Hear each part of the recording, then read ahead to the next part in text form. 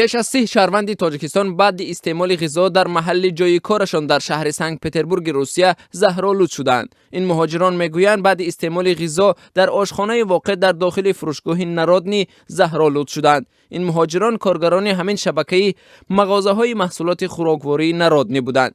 نصف روزی روز 30 اکتبر بعد استعمال غذای نصف روزی در مدت کوتاه همه آنها مریض شدند. برخی مهاجران در صحبت با رادیو آزادی گفتند که مسئولین فروشگاه همه شهروندان تاجیکستان را که در این مؤسسه کار می‌دادند هشدار دادند که اگر آنها از این حادثه به بیمارستان یا جای دیگر شکایت کنند از کار برکنار می‌شوند. فروشگاه نارودنی در حدود ناحیه کراسنوگواردیسکی شهر سنت پترزبورگ جایگیر است. در دفتر مطبوعات فروشگاه و هم در شعبه استخدام کارگران شبکه نارودنی به رادیو آزادی خبر زهرآلودشوی کارگران را رد نکردند، ولی گفتند این قضیه را اصلا شرح نمیدهند.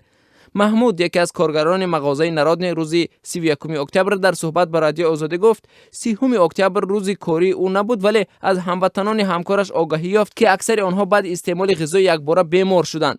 وی گفت روز 30 اکتبر هنگام خوردن خوراک در آشخانه مغازه نارودنی بسیاری ها ناتاب شدند. 2-3 نفر پس از چند دقیقه از پا افتادند و با ماشین یاری تجلی به بیمارستان برده شدند. این هم صحبت ما گفت که امروز بیش از 30 نفر کارگران مغازه به کار نبرآمدند چون که پس از خوراک دیروزه همگی بیمارند. محمود گفت که در این فروشگاه تاجیکان با کارهای مختلفی مثل باربری، قصابی، جابجا کنی محصولات در رفها و کارهای دیگر مشغولند و روز 2 دفعه در آشخانه همین فروشگاه غذا میخورند. جستجو در شبکه اینترنت نشان داد که در گذشته هم چندین بار اسم این فروشگاه نارودنی که با پیشنهاد غذای ارزان و دسترس برای قشر کم بضاعت اهالی معروف است به مطبوعات راه یافته است.